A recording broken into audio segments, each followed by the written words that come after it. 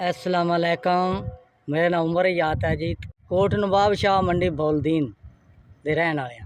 मैंने 10 साल हो गए, मेरी अख खराब हो गया।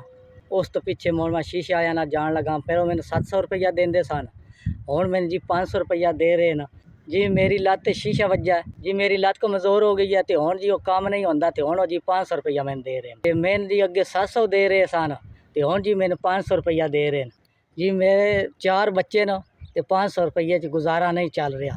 तो मैनू आदे न तेरे को काम नहीं होंदा, तू कोई और काम कर लै। मेरे तो होंदा कोई नहीं जी, लत्त कमज़ोर हो गई है जी मेरी जी। 4 बच्चे मैं पाल रहा तो बड़ी अल्लाह की आस उत्ते पाल रहा, तो बड़े औखे होके पाल रहा।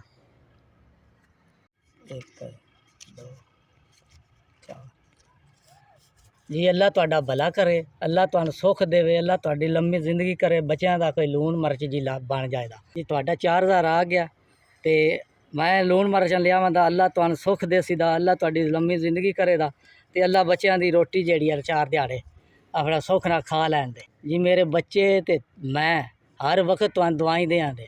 अल्लाह तुहानू सुख देवेगा, अल्लाह तुहाडी लंबी जिंदगी करेगा, अल्लाह तुहानू तंदुरुस्ती देवे, अल्लाह तुहाडे कामयाब काम करे, अल्लाह तुहानू चोखा देवे तो अल्लाह तुहानू सुख देवे।